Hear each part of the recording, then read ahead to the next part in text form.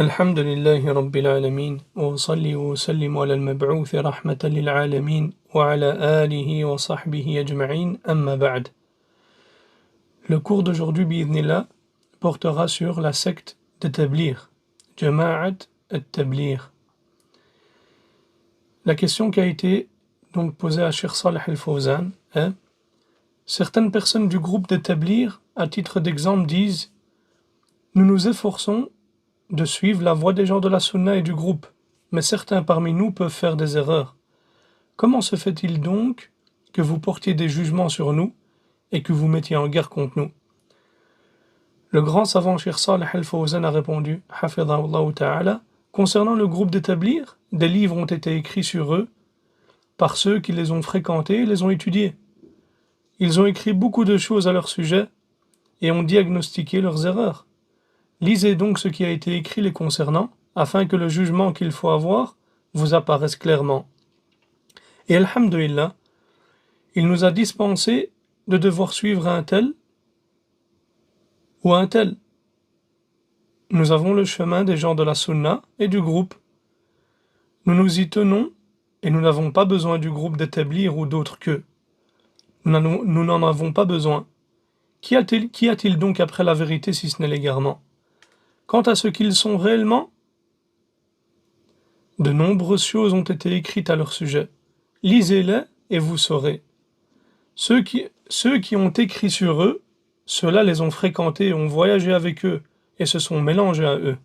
Ils ont écrit sur eux en connaissance de cause et en se basant sur des preuves.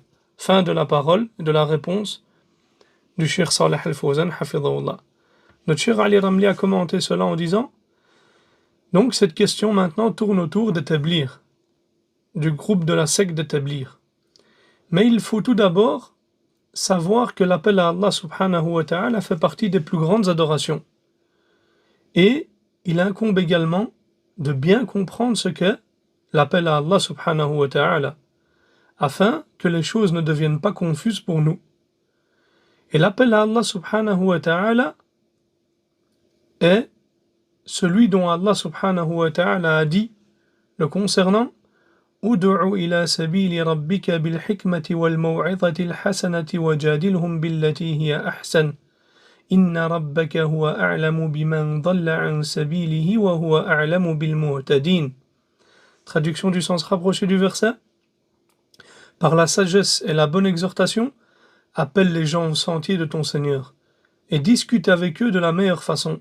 Certes, ton Seigneur connaît le mieux celui qui s'égare de son sentier, et c'est lui qui connaît le mieux ceux qui sont bien guidés.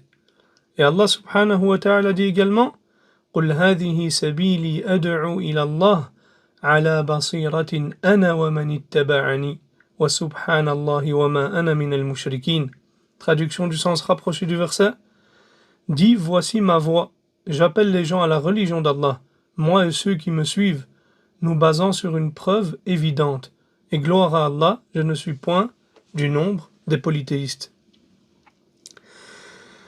Donc l'appel à Allah subhanahu wa ta'ala, donc l'appel doit être fait vers le sentier d'Allah subhanahu wa ta'ala, vers la voie droite. Et cet appel doit être fait pour Allah subhanahu wa ta'ala. Tu appelles les gens à cela. Et le chemin qui mène à Allah subhanahu wa ta'ala, nous l'avons clarifié dans les cours précédents.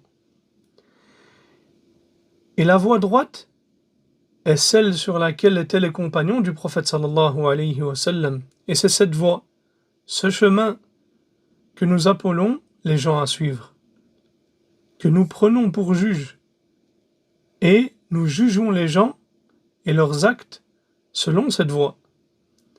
Et nous disons à quiconque apporte une méthodologie ou souhaite accomplir une adoration, expose ton acte d'adoration au livre d'Allah, à la sunna du messager d'Allah sallallahu alayhi wa sallam, et ainsi qu'à la voie des pieux prédécesseurs.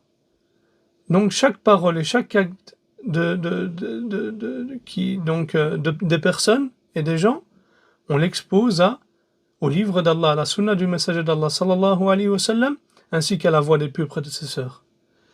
Et comme ça, on va savoir si cette méthodologie, cet acte ou cette parole est correcte ou si c'est une innovation qui est contraire à la législation d'Allah subhanahu wa ta'ala. Et si cette méthodologie n'est pas agréée par Allah subhanahu wa ta'ala, alors Allah subhanahu wa ta'ala ne l'acceptera pas, même si tu penses qu'elle est bonne. Et telle est la règle sur laquelle nous nous basons, et c'est le critère auquel on se réfère. Et le fait que l'appel soit fait à Allah subhanahu wa ta'ala signifie que nous n'appelons pas à nous-mêmes, ni à un groupe quelconque. Et ceci est une affaire importante qu'il incombe de comprendre. Notre appel doit être fait exclusivement pour Allah subhanahu wa ta'ala. Et il se peut que quelqu'un se pose la question et dise: comment puis-je savoir si mon appel est pour Allah ou si j'appelle à moi-même? On lui répond: regarde ta propre personne.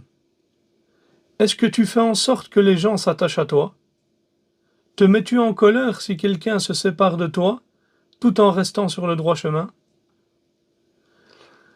Ou bien tu es heureux et satisfait de voir cette personne rester sur le droit chemin même si elle s'éloigne de toi? Si tu ne vois le bien en une personne que lorsqu'elle est avec toi et que tu la considères dans le mal lorsqu'elle s'éloigne de toi, tout en restant sur le droit chemin, cela signifie que tu appelles à toi-même et à ta propre personne, et non à Allah subhanahu wa ta'ala.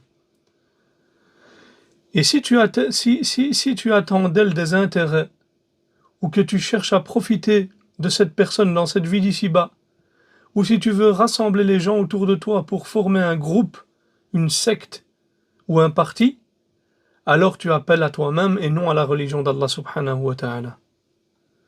Mais en revanche, si tu appelles les gens à s'attacher au livre d'Allah subhanahu wa ta'ala, à la sunna du messager d'Allah sallallahu alayhi wa sallam, ainsi qu'à la voie des pieux prédécesseurs, qu'Allah les agrée, et que tu es heureux de voir une personne s'accrocher et se cramponner à ce chemin, que ce soit à tes côtés ou avec d'autres parmi les gens de la sunna, alors dans ce cas tu appelles à Allah subhanahu wa ta'ala et non à toi-même.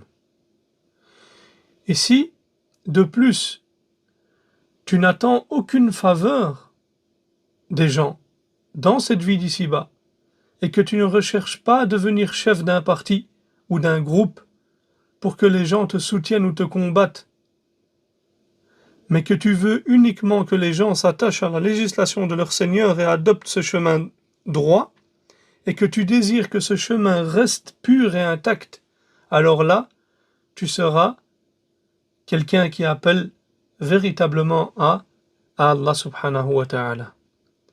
Et il se peut que quelqu'un dise également: comment savoir si j'appelle à une secte ou à une méthodologie ou à la méthodologie correcte et authentique? On lui répond alors: si ton principal souci est que les gens se rallient à ton parti et à ton groupe, et que tu t'allies et te désavoues en fonction de celui-ci, alors tu es un sectaire, un hizbi. Tu n'appelles pas Allah subhanahu wa ta'ala, mais tu appelles plutôt à ton groupe et à ta secte. Mais si tu n'appelles personne à prêter allégeance ou à aimer et détester selon des fondements que tu as toi-même inventés et instaurés, et que tu veux simplement qu'ils se cramponnent au livre d'Allah, à la sunna du messager d'Allah sallallahu alayhi wa sallam, qu'ils connaissent la voie des pieux prédécesseurs, et s'y cramponnent, alors à ce moment-là, tu es quelqu'un qui appelle à Allah subhanahu wa ta'ala et appelle à la voie droite. Ainsi, si cette différence est bien comprise, tu comprendras alors qui sont le groupe d'établir et la secte d'établir, et qui sont également les frères musulmans, al-Ikhwan al-Muslimin, et d'autres sectes encore, qui ont établi des sectes et des partis au sein même de la communauté musulmane, s'en sont détachés, s'en sont séparés et ont divisé cette communauté. Or Allah subhanahu wa ta'ala dit dans le Coran وَلَا تَكُونُوا مِنَ الْمُشْرِكِينَ مِنَ الَّذِينَ فَرَّقُوا دِينَهُمْ وَكَانُوا شِيعًا كُلُّ حِزْبٍ بِمَا لَدَيْهِمْ فَرِحُونَ. Traduction du sens rapproché des versets. Et ne soyez pas parmi les associateurs, parmi ceux qui ont divisé leur religion et sont devenus des sectes, chaque parti exultant de ce qu'il détenait. Et Allah subhanahu wa ta'ala dit également dans le Coran إِنَّ الَّذِينَ فَرَّقُوا دِينَهُمْ وَكَانُوا شِيعًا لَسْتَ مِنْهُمْ فِي شَيْءٍ. Traduction du sens rapproché du verset. Ceux qui émiettent leur religion et se divisent en sectes, de ceux-là, tu n'es responsable en rien. Et il faut savoir que le sectarisme est interdit dans la religion d'Allah subhanahu wa ta'ala. Et la secte des Tablighs et des frères musulmans sont des groupes sectaires. Et ils le déclarent ouvertement et ne s'en cachent pas, et ne le nient pas. Tu pourras même constater qu'ils ont des chefs, une constitution, et qu'ils prêtent allégeance à leur chef selon cette constitution. Ils s'allient et se désavouent en fonction de celle-ci. Et lorsque tu vois les fondements qu'ils ont établis dans leur constitution, la première chose qu'il t'incombe de faire, quand tu les rejoins, est d'interpréter ces paroles selon leur propre compréhension à eux. Et non selon ce que tu comprends de la législation d'Allah subhanahu wa ta'ala authentique, afin que tu ne sois pas trompé. Donc, lorsque tu lis le premier fondement, par exemple, chez les Tablighs, à savoir La ilaha illallah Muhammad Rasulullah, et lorsque tu vois ce fondement, tu te dis que c'est quelque chose de grandiose. Et il n'y a absolument rien à dire par rapport à cela. Mais il faut creuser et aller plus en profondeur pour comprendre ce qu'ils entendent réellement par cela. Et certains parmi eux font allusion à la croyance en l'unicité de l'existence, wahdat al-wujud. Et c'est ce que certains ont rapporté d'eux. Et par exemple, par rapport qu'Allah subhanahu wa ta'ala donc est partout. C'est ça wahdat al-wujud. Et lorsqu'ils disent, par exemple, ils ont une parole dans laquelle ils disent « Fais sortir la mauvaise certitude de ton cœur et fais-y entrer la bonne certitude. » Ça, c'est une parole qui est connue chez les Tablighs. Et ils entendent en réalité, par cela, par cette parole, cette croyance de wahdat al-wujud. Et d'autres affirment que ce qu'ils visent en réalité par cette parole, c'est l'unicité de la Seigneurie, tawhid al-rububiyya. C'est-à-dire, en gros, qu'ils n'accordent aucune importance au tawhid de l'adoration, c'est-à-dire au tawhid al-uluhiyya, qui est pourtant ce avec quoi les prophètes sallallahu alayhi wa sallam ont été envoyés. Donc nous on sait, comme on a mentionné de nombreuses fois dans nos cours, que le conflit qu'il y avait entre les prophètes et leur peuple était dans le tawhid de l'adoration. Le tawhid de l'adoration, c'est quoi? C'est le fait d'unifier Allah subhanahu wa ta'ala dans les actes des serviteurs, c'est-à-dire dans l'adoration. C'est-à-dire que tu n'adores qu'Allah subhanahu wa ta'ala, tu n'invoques qu'Allah subhanahu wa ta'ala, tu n'égorges que pour Allah subhanahu wa ta'ala, tu ne fais que des vœux en son nom subhanahu wa ta'ala. C'est ça le tawhid de l'adoration. Eh ben non, les Tablighs, eux, ils basent leur prêche sur quoi? Sur le tawhid al-rububiyya, sur le tawhid de la seigneurie. Et il n'y a de doute que cela est un égarement. Et c'est pourquoi tu trouves parmi eux du polythéisme et la vénération des tombes, et ce à grande échelle. Et c'est très propagé chez eux. Le shirk est énormément propagé chez les Tablighs. Pourquoi? Parce qu'ils n'accordent pas d'importance au tawhid de l'adoration, c'est-à-dire le tawhid al-uluhiyya. Car le groupe de Tablighs également donc prête allégeance, donc le groupe de Tablighs prête allégeance à 4 voies soufis. Et ces voies soufis reposent sur 2 fondements. Ce sont également ces deux fondements sur lesquels repose donc le groupe d'établir. Ces deux fondements sont le polythéisme, c'est-à-dire le shirk, et la bid'a, donc l'innovation religieuse. Et l'établir, donc le groupe d'établir, a été fondé à l'origine par un homme qui s'appelait Mohammed Ilyas. Et cet homme, Mohammed Ilyas, avait en matière de croyance, de comportement et de méthodologie, on va dire une religion nouvelle. Et ce qui est voulu ici par, on dit une religion nouvelle, ça ne veut pas dire qu'on les fait sortir de l'islam, mais qu'il est venu plutôt avec quelque chose de nouveau. Donc tout cela chez lui était nouveau. Il suivait en réalité l'une des voies soufis établies sur la vénération des tombes. Et en ce qui concerne les noms et les attributs d'Allah subhanahu wa ta'ala, il était sur la doctrine des Maturidites, c'est-à-dire selon la croyance d'Abi Muhammad al-Maturidi. Et les Maturidis dans l'iman sont des Murji'a, c'est-à-dire qu'ils ne voient pas que les actes font partie de la foi. Et d'autres égarements, donc il y a d'autres égarements liés au Murji'a. Quant à sa méthodologie dans l'appel à Allah subhanahu wa ta'ala et dans la prédication, elle est également une méthodologie nouvelle et innovée, qu'il a lui-même instaurée et inventée. Et il prétendait qu'elle était en réalité une inspiration qui venait directement d'Allah subhanahu wa ta'ala. C'est ce qu'il prétendait cet homme. Comme si c'était un prophète. Il allait jusqu'à dire qu'il recevait certains jugements religieux directement d'Allah subhanahu wa ta'ala par le biais de l'inspiration, et ni par inspiration. Quant au fiqh, dans la jurisprudence, ce sont de manière générale des hanafites fanatiques, des ahnaf muta'assiba. Donc c'est des hanafites fanatiques. C'est-à-dire que lorsque des textes religieux, des ahadiths ou autres leur parviennent, ils se réfèrent seulement à Abu Hanifa. Et ne se réfèrent pas au prophète sallallahu alayhi wa sallam ou à sa législation. C'est-à-dire même s'ils ont un hadith, eux, même si c'est un hadith authentique, ils vont se référer à ce qu'a dit Abu Hanifa rahimahullah ta'ala.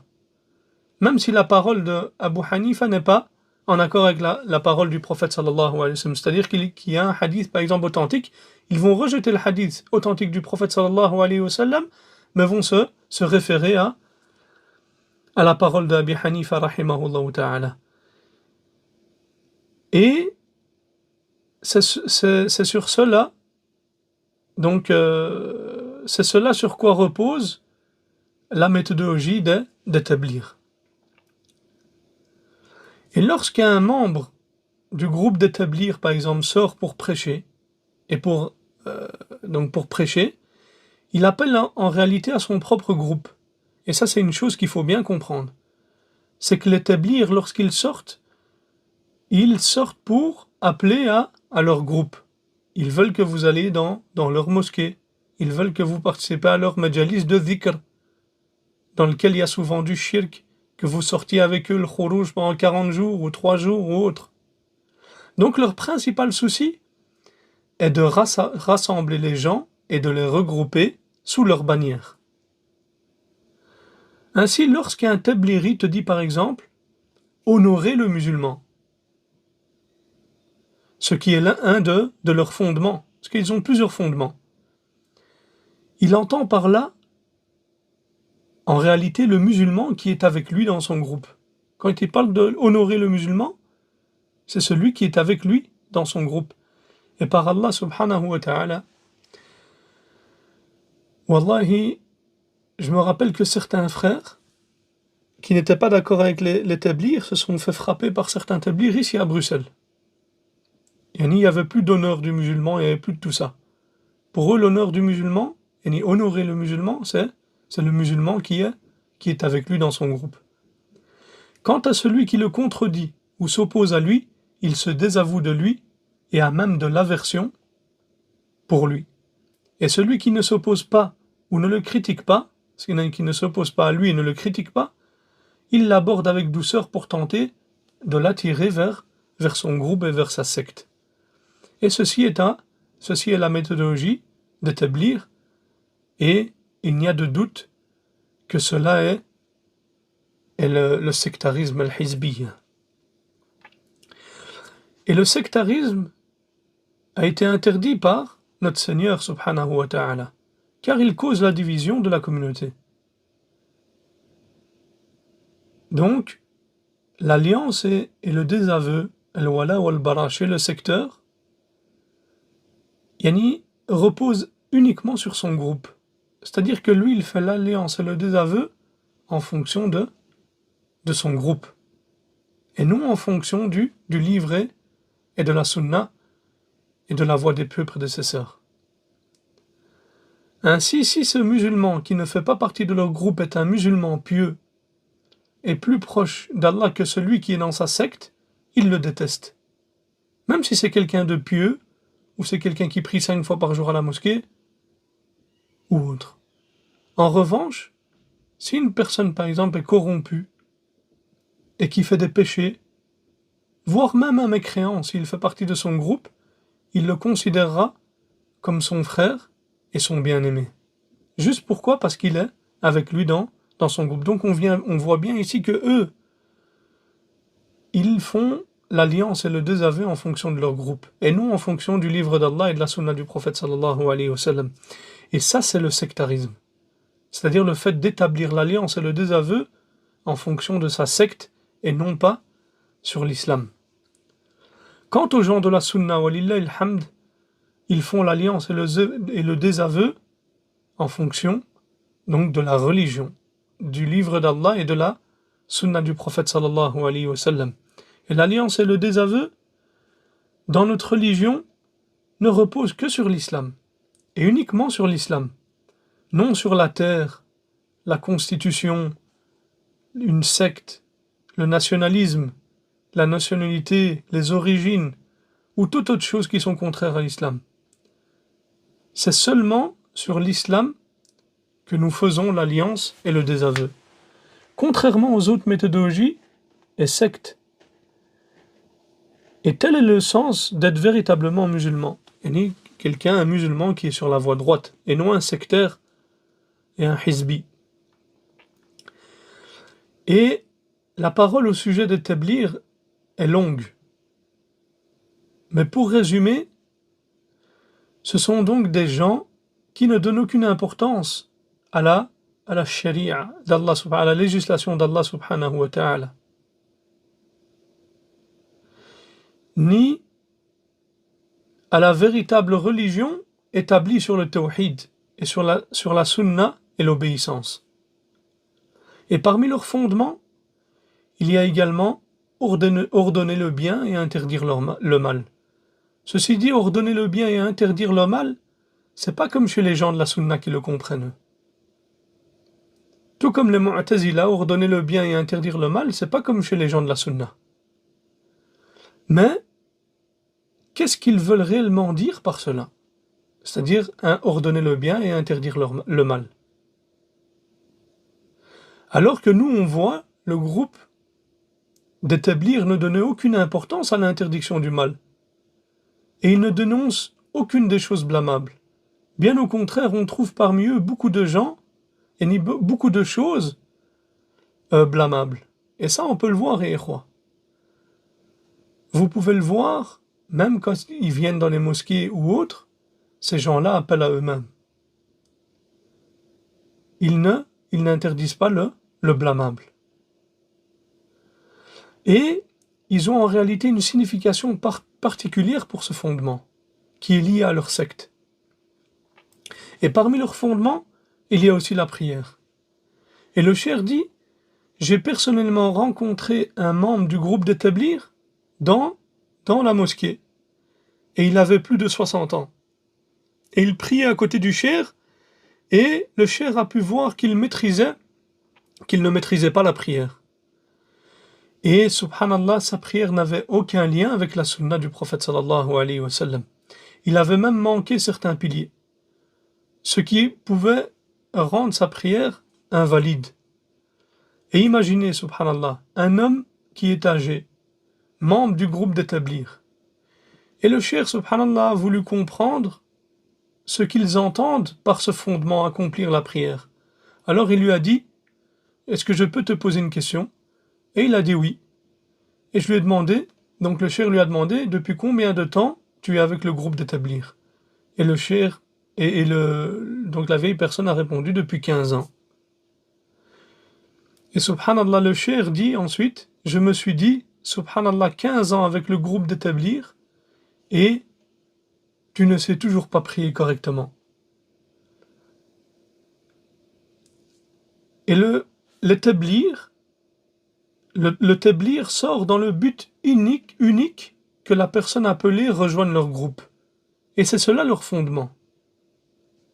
Et on l'a tous vécu dans les masajids. Subhanallah, même nous quand on a débuté et qu'on commençait à aller au masjid, ils venaient avec des histoires incroyables, subhanallah. Comme l'histoire du gorille par exemple donc lorsque il y a eu un groupe de tablirs qui ont été dans la forêt et qu'un chimpanzé ou un gorille a été pris avec eux, ou que leur imam a jeté un tapis dans l'eau et qu'il a prié sur l'eau. Wallahi, ce sont des histoires que ces gens-là racontent et rapportent, et ils y croient. C'est ça qui est incroyable, subhanallah.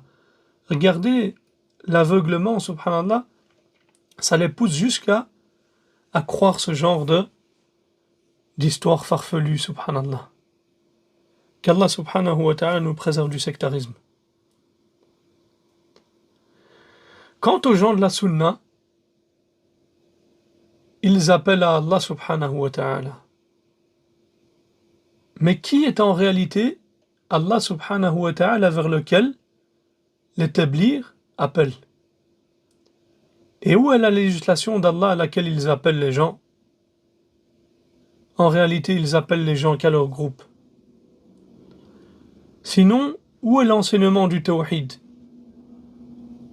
Et on les voit dans les mosquées. Est-ce qu'ils parlent de tawhid là?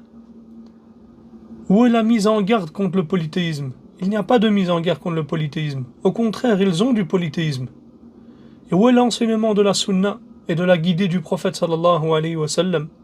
Où est la mise en garde contre les innovations? Leur religion entière repose sur les innovations. Alors comment pourrait-il avertir les gens contre celle-ci? Alors que leur méthodologie entière repose sur les innovations. Et en réalité, et celui qui médite, et qui réfléchit, et qui regarde ces gens-là, se dit, mais qui sont ceux en réalité qui sortent prêcher chez eux? C'est qui sort? Qui sont les gens qui sortent appelés à Allah comme ils disent, et à faire da'wah? Par Allah, ce sont des ignorants. Et ils sont tous ignorants, car ils ne se préoccupent pas de la science religieuse. Et chez Tablir, la science, on la laisse derrière soi. Vous savez, subhanallah, certains convertis, après 10 jours après qu'ils aient embrassé l'islam, ils se retrouvaient à aller faire un khourouj et à appeler les gens à l'islam pendant 3-4 jours. Et ils venaient de rentrer dans l'islam. Le pauvre, il savait même pas c'était quoi encore l'islam. Peut-être qu'il ne connaissait même pas encore le sens de la ilaha illallah. Et ils le prenaient déjà pour aller faire da'wah et appeler à leur groupe. C'est pour ça que leur da'wah à eux est basée et repose sur l'ignorance. Et la majorité des tablirs sont très très ignorants.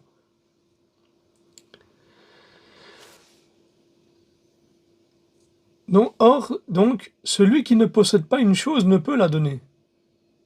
Comment peut-il enseigner et transmettre alors qu'il ne connaît ni le tawhid, ni la sunna, ni la législation religieuse, ni même ce qu'est une innovation, une innovation pour pouvoir en avertir les gens.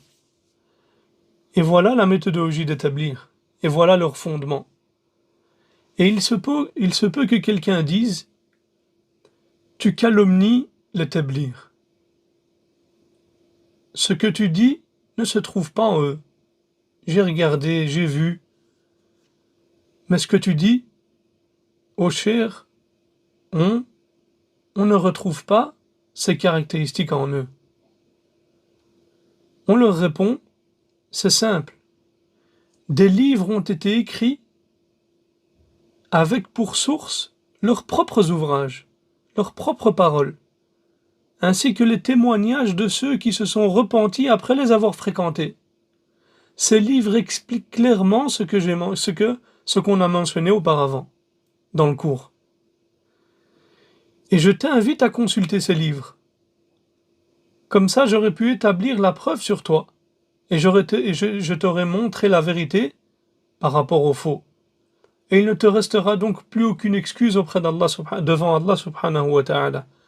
Et parmi ces livres, il y a Al-Qawl al-Baligh fi at-Tahdhir min Jama'ati at-Tabligh du noble cheikh Himmoud at-Tuwijri.